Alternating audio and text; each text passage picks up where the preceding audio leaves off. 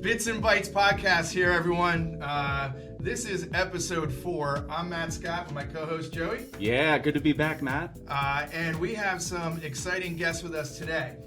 So just so that everybody that's listening again knows what we're doing here and what our goals are on the Bits and Bytes podcast, we want to bring newest innovation, best practices, and thought leaderships to our listeners, our customers, bring in our OEM partners, bring in some individuals that have deep knowledge into spaces that people are interested in, and have this be a resource. This is not a self-serving podcast. This is us for sharing more. The more and more we talk with our customers, there's more need for similar situations. And I feel like when we have those conversations, growth comes. So welcome to our 4th episode of the Bits and Bytes podcast. We have 2 great individuals with us today. Thank you guys for joining us. I want to introduce Colonel David Joseforsky, Commanding Officer, Marine Air Control Group 48, and our practice lead for our Fed business area, Bill Miles. Thank you guys both for joining us. We're super excited to have you on the podcast and can't wait to pick your brain. One of the things I wanted to tell our podcast listeners, and it's great that Colonel Joseforsky came on here with us, is that he's going to be joining us on May 25th for our AFCEA event. He's actually going to be our keynote speaker. So this is kind of a bit of a foreshadowing. We plan on picking his brain a little bit on his viewpoint of informed environments and leveraging data within his experience in the military. It's super exciting. We can't wait to have you with us, Colonel. And thanks for joining us on the podcast today. Thanks for having me on, Matt and Joey. It's an honor to be talking with you today, and I'm looking forward to the conversation and be able to share some of my experiences that I've had in the military and how that translates over into the commercial side, especially with the theme of the AFCEA event with smart cities. So hopefully I can share some thoughts on what we've done in the military and how that directly carries over into to what's being done on the in the city side. Yeah, absolutely. I mean, that's like perfect segue into a place where I'd love to start. And you've been involved and engaged in leveraging and utilizing data throughout your career. I'd love to get a little bit of background from you around how you've seen that use and leveraging of data, how you've seen that progress and how that's changed throughout your time in your various roles. Yeah, so just kind of a little bit of 40 seconds of background. So I'm in aviation command and control. So we operate out of command centers where we process large amounts of data, trying to turn it into knowledge to make decisions. And then I've done some jobs outside of my job specialty as well in the Pentagon, where I was at headquarters Marine Corps and processing information across our headquarters staff and working with the joint staff. And then I also did a fellowship at the Department of Homeland Security on trying to bring information together to stop transnational organized crime. And then when I was at U.S. Command in the Middle East, I was also working the processing of information and how we share that with our coalition partners. So that's just a quick idea of what I've done the last 10 years. Wow.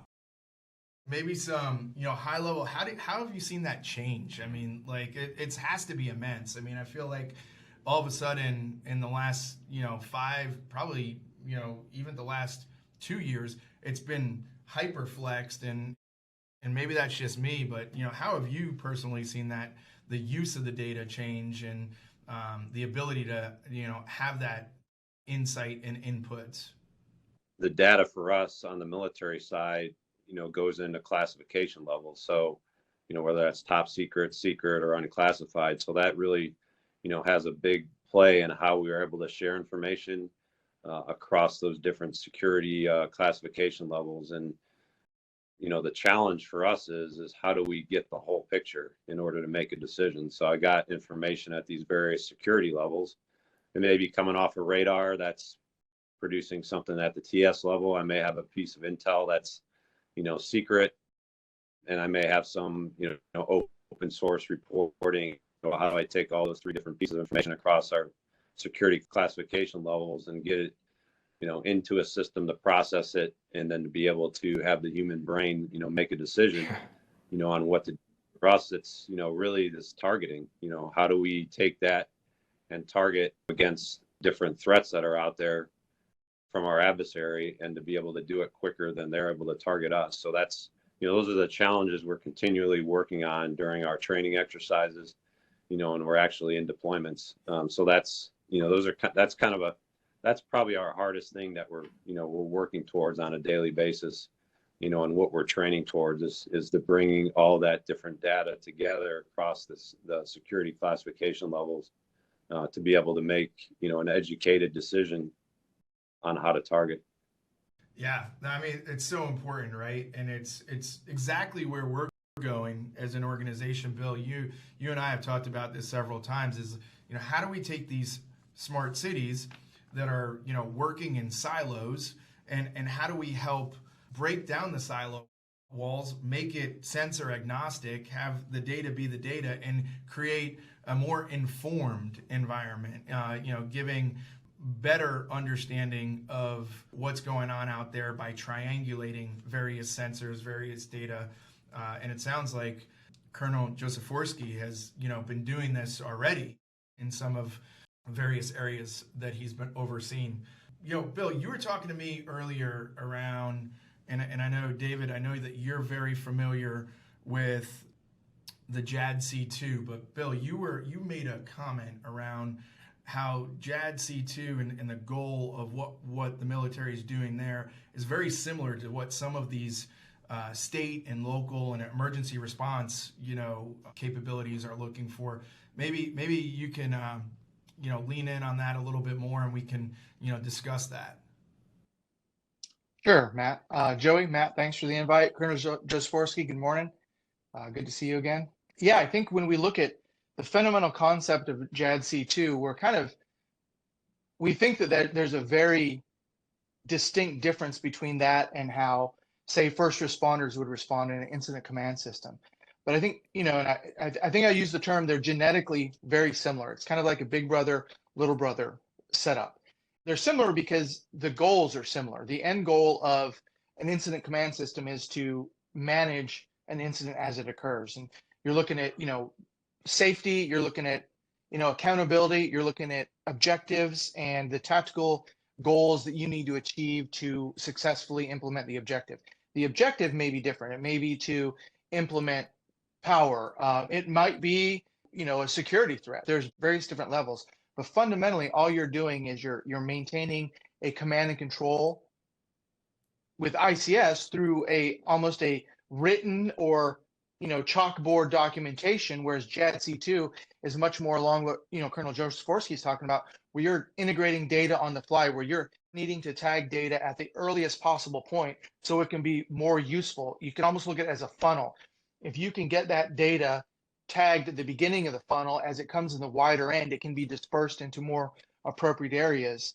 So the earlier you can tag that data before it gets in there. And I think the biggest challenge is financial concerns, like not defining why it's important, but defining why it's valuable, why we should spend the money on that.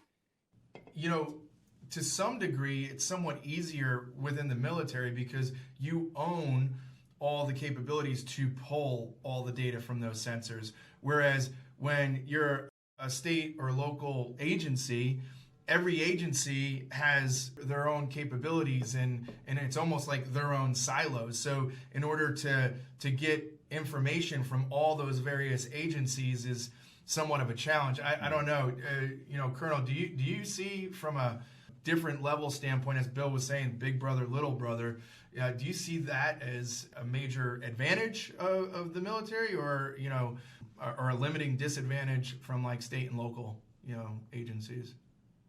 Yeah, to be honest with you, Matt, I think that have the same challenge in the military as on the commercial side from an ICS standpoint. While we own our own capabilities, that not necessarily that we're actually set up efficiently to be able to take advantage of all our different capabilities. So, what we have to do is work across services. When we actually go and we deploy in an environment. I'll use Iraq for an example. of how we, kind of formulate a joint task force. So when each of the services has their own capabilities that we bring to a deployed environment. So when we deploy out to Iraq, for example, there's a combined joint task force that's established to oversee all of our coalition partners as well as all the services that are there to support. So if the Marine Corps and the Navy, the Air Force, the Army, and the Space Force all bring capabilities underneath that umbrella of that commander of the Joint Task Force, then that commander can kind of determine how we utilize each other's resources in order to gather the data in order to eventually make the right decisions based on the threat that's out there. So when we're kind of in, a normal peacetime environment, we're in our, at our bases and each services is doing their own thing, our goal is to acquire equipment that's interoperable. And that's kind of the JADC2 concept is, and the oversight from the Office of Secretary of Defense is, each service buy equipment that's interoperable. So when we go and deploy together, we can actually utilize each other's resources in order to make sure that we're able to get the right data in order to make decisions in a timely manner. So, but I think we still can be in silos in the military too. So it's, I don't want to, give you the impression that everything's all, great in the military because we own our own equipment and we can make our own decisions. I think at the state and local levels in the smart cities, you have all the different resources and you're trying to pull that information together in order to make decisions. I think it's the same, similar concept, in what we're trying to do in the military in order to pull everything in order to get the right data to turn it into knowledge to make a decision and then to act. We're here with Colonel David Joseforsky and ByteWorks' own William Miles, and we're talking about sensors and making sense of the data and utilizing it in a way that's beneficial for any organization, including the public sector, right? So we're talking to a Marine here, which is a very unique opportunity for a civilian such as myself. I don't get to do this that often. But one of the things I thought about as you were speaking was you talked about passing information up the ladder.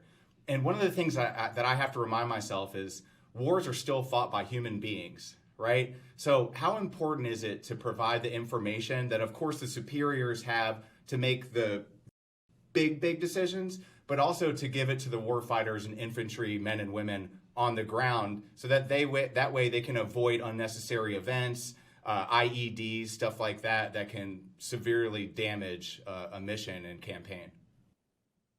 Yeah, and I think what you described as the fundamental, concept of decision making, and where does that decision making reside at? So, data is what it is. It's it can come in many forms and have different types of benefits, but it's really how do you take those disparate pieces of information and get it to the right level where a decision can be made, and it really depends on the decision. Some decisions are meant for the strategic level, which could be the president. Some decisions are at the combatant commander level, that's in charge of a region. Some are delegated down, down to the commander of the Joint Task Force for that specific mission, and then some are delegated down to those tactical level to someone on the ground.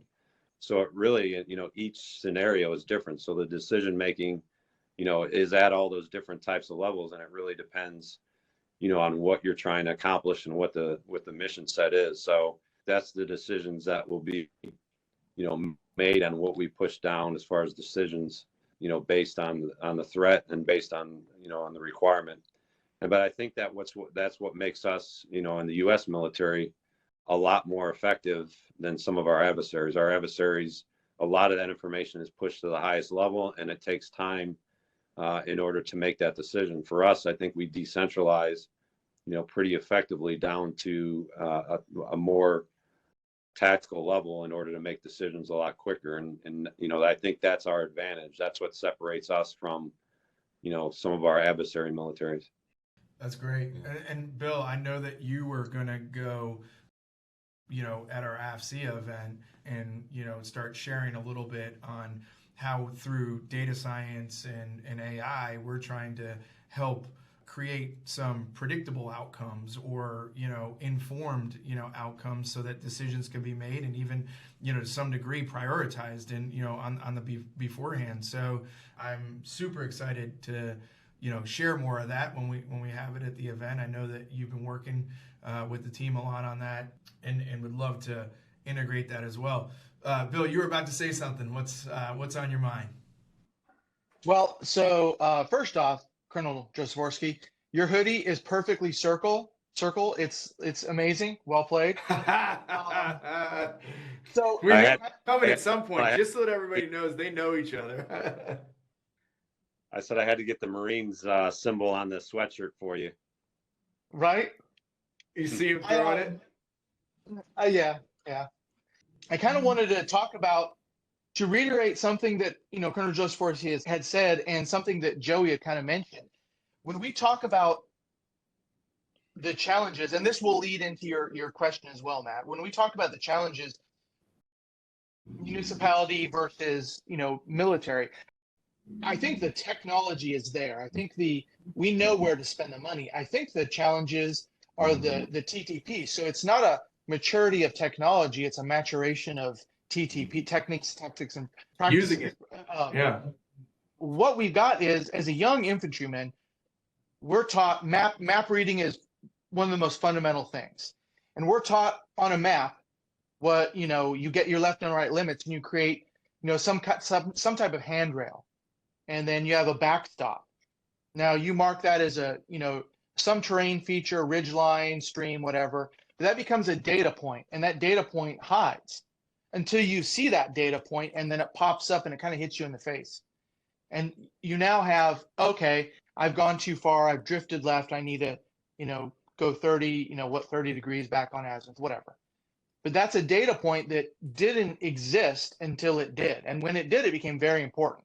And when we look at these things in the military, we've had, for better or for worse, we've had about 20 years of combat experience to mature the TTPs of how to use technology. And, Colonel Joseforsky said it very well that, data doesn't have to be, it comes in all different sources. That map, that terrain feature on that map is a type of data that is now important. What we have not only is the maturity of the TTPs or the lack of maturation of TTPs within the civilian world, because that firefighter hasn't had the years of experience with new data and evolution of data. So what they're almost going from 3rd grade to 7th grade. There's this huge gap where they're trying to figure it out. And I think that becomes a very big challenge when trying to invest someone into why should you use this technology. It's not the technology's maturity. While some of them are immature, I 100% agree. It's not necessarily the immaturity of the technology, but it's more so the case that how to leverage that new data. If I'm a firefighter, and I am a firefighter, when we go into a building, we're not necessarily using the thermal device up front. It's at the end of it typically, or maybe to find out if you can't see flame, where there might be flame. But if there's a fire, you just go to the fire. And so I think teaching folks to use a drone in advance in orbit to find out where, is it on the AD side of the building or the AB side of the building? Where's the fire at en route? That's going to take some time for folks to understand that. To answer your question, Matt, that's kind of where the technology, it's a surreptitious route, right? It's going to, go back and forth, and it's almost going to pass a generation before it will be accepted, I think. Maybe that gap is filled with the operating platform, right? So like, instead of having to teach the individuals how to, leverage all of this, data better, maybe the platform does it better for them to make it easier or simpler to, digest or understand and such. So I love it. And I think that this is exactly kind of where we're going, and the conversations that need to be had, and leveraging all of this information as it's coming out so fast, like especially with like the use of artificial intelligence and stuff. And that's one of the questions that I'd love to get Colonel's opinion on is, with what you've learned in the military, how would you pivot artificial intelligence into the civilian world? Where do you think that fits? And this is a question that's being asked. I was just at another partner summit yesterday, and everybody's trying to leverage AI into everything. And so love to get your perspective on where that fits and where we can pivot that. The way we purchase equipment in the military and have the ability to do artificial intelligence, I think we're behind in a sense of in leveraging the capabilities that are out there in the commercial sector. I think we've gotten, over the last 2 or 3 years, we've put a pretty heavy emphasis on artificial intelligence. When I was in the Pentagon, I got to see that pretty closely at the Office of Secretary of Defense level. That there's a lot of money that's being put into this now, recently over the past couple of years across all the services. So I think as we procure the different type of command center capabilities, that we need to make sure that we have artificial intelligence built into there. So the software is built into the capabilities that we're getting, and that we can constantly adjust what we want that software to do based on the dynamic environment that we're in. Yeah. I sit in command, my 25 years in the Marine Corps, I've sat in command centers the whole time at all different types of levels. And, the ability to process what comes in by the human brain is near impossible. Mm-hmm. We have to have some help in order to alert us of what data is there, and then, to alert us what may be valuable for you to make a decision. For example, Bill mentioned unmanned aerial systems. I'm flying an unmanned aerial system over a road, constantly every single day. I need the ability to know if something's changed in that road. That's how, when we're in Iraq and Afghanistan, the IED threat, that was out there on the roads, what looks different in that road as the unmanned aerial system continually flies over there. And we need artificial intelligence to be able to pick up that change that happened in that road that, it's not going to be available on, by the human eye. So, that's something that we're constantly working through on how to leverage AI in order to help us make decisions much quicker and to improve that decision cycle that we're expecting in JADC2. Because, often we're going to find ourselves where we're passing information and sharing information across different military services. And, sometimes that's cumbersome and takes time, but we need AI to reduce that time frame down from the time we get data to the time we need to make a decision, because that extra minute or 2 minute may mean that a missile is inbound to us and we're behind the curve on, being able to target, the enemy before they're able to target us. Yeah, I see so many things as, you're describing that. I see also probably not the same situation, but the use cases and applicability into, some of these governmental agencies, emergency response, or some of these broader mass casualty situations, Bill, that we're, seeing out there, and the ability to, quickly synthesize the data and inform us. That's huge. It's a really good perspective. I appreciate you sharing that with us. Yeah, I got something. It's May. It's Mental Health Awareness Month, and I hear so many stories of close friends of mine that have served, and they're dealing with some things that I can never truly understand.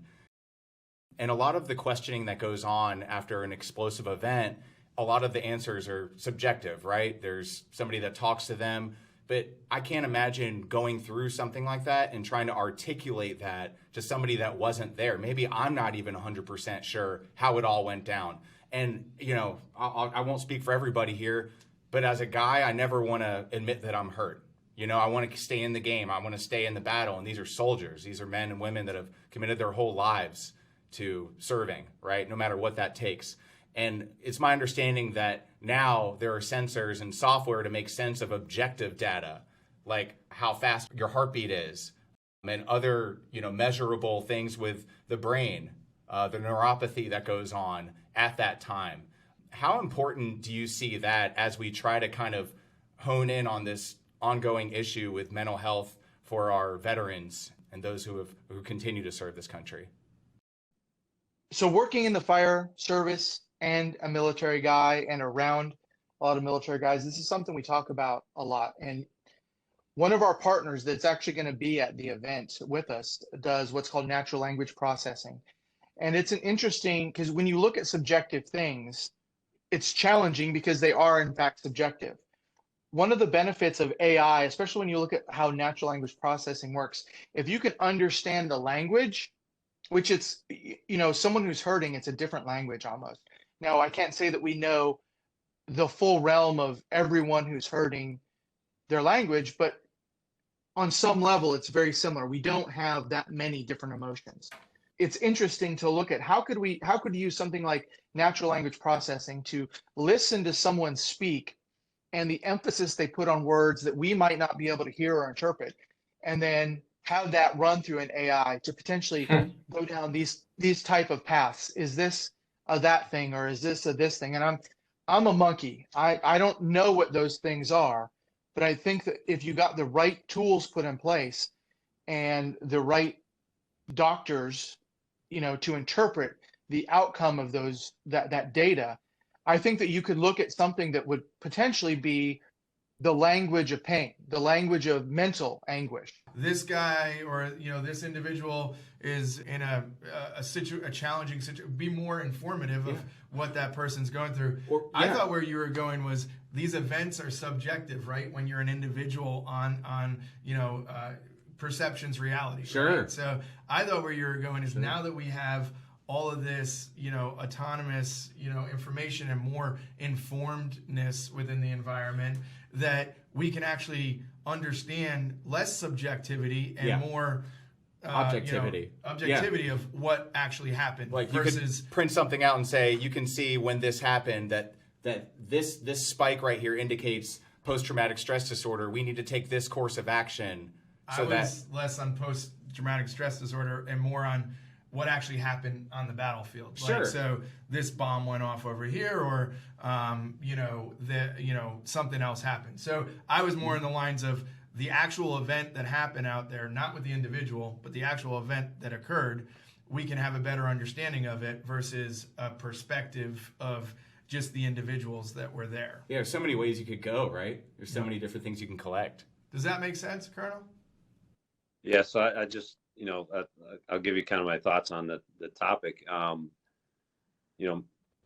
Mental health awareness. So when we hear about this, we instantly go to PTSD and, what the military deals with. I mean, this is across, firefighters, police officers, those working trauma events in hospitals, doctors and nurses, and obviously it applies to the military as well. And I think what's the real problem? And,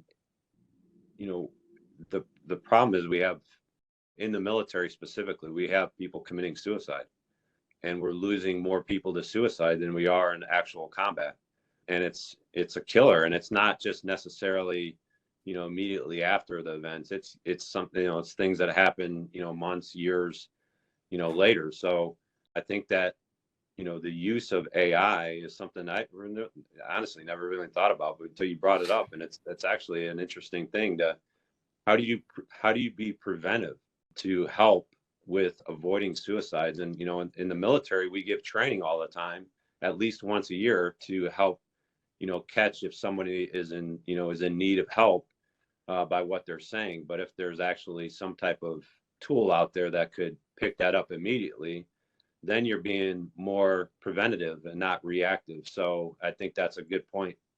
And that's data that you can use after the fact, after they exit that career and head to the private sector. They can follow up because they have the information in front of them, and it's not the doctor wondering what's going on. It's like here in front of you. Now, what do we do with this information? I loved what Bill said about like tone, the way that people, Yes. Even just down to, pitch and tone, or, explicit words that kind of stand out. Sometimes people can't pick that up. There's a lot, that's really interesting. So Before we go on, I so kind of, Joey, to, one thing, I think it's later now, but if we started this, it would become before. And what I mean by that is we now know later that they were hurting then, and that's good data. But if we were to start this, say, in 5 years, if we were to get the military to buy off on this, we could take what you're talking about, Matt, as an EMT, we call that mechanism of injury. How did someone get hurt? In a car accident, there's 3 crashes. So if we know that they got hurt in a car accident, we know that there's layers of body parts that we need to check within their organs. If you take that, if it's military, an explosion is different than getting shot. And one of the things that we can do right now is I can give all Colonel Joseforsky's folks an app on their phone to track what they're doing, upright, down, loud noises, explosions, and all the features of just a Samsung or iOS phone that lets us understand what happens. Now, if they in turn go into combat, and we know that they're blown up with a 0.75 G force, and then over a 5-year, and this is where, back to your point, Joey, over a 5-year period, we pull this data. Obviously, hopefully people aren't being blown up like that, outside of combat. But, we figure out that, all the folks that have this turn out to be a TBI that we can see, 2 years from now. We can then trend that data that say, 10 years from now, anyone who gets hit with that automatically, we need to suspect that he or There's she a higher has probability. XYZ. Yeah. Just by, kind of treating that, what we in game, real physics, right? In the game, video game world 10, 15 years ago is a big deal. We treat that as a human on the phone and just as data points and what happened. And you correlate that to medical discussions, just like Colonel J is doing. Normal medical discussions. Hey, how are you feeling? What's going on? Yeah. And then as the data builds up, it becomes very powerful as a preemptive, almost, it's not exactly AI, but it's a predictive algorithm that says, hey, you are very likely to have an XY or a Z. This is great information. I'm super excited. Really appreciate both of you guys joining us. The final question I would ask is, Colonel, what are you most excited about with the AFCEA event? What are you looking forward to most? Looking forward to the most to seeing some old friends that I haven't seen in I think about a decade plus, and Bill being one of them, and a couple other folks from the ByteWorks team. I'm also excited about talking about what we're doing in the military with data, how we're using it, and then where we're going here in the future, and trying to integrate what we're doing in the military to the theme of the event, which is smart city. I'm looking forward to hearing about what's done on the commercial, on the civilian side with the emergency ops centers, and how information and data is processed through those at the state and local level. So it's going to be a great afternoon. I'm really looking forward to being there with you guys and some old friends and meeting new people and establishing new friendships. Well, I know I speak on behalf. We feel very privileged to have you. We're very excited to have you. The fact that you're still talking to Bill says accolades. So, but Jeremiah and James, I was just with them earlier this morning. Jeremiah and James are founding partners. Said to say hello to you. They both are excited about the event and seeing you as well. Super excited to see everybody. This is the Bits and Bytes podcast number 4. Thank you both, gentlemen, very much. You guys have a wonderful day.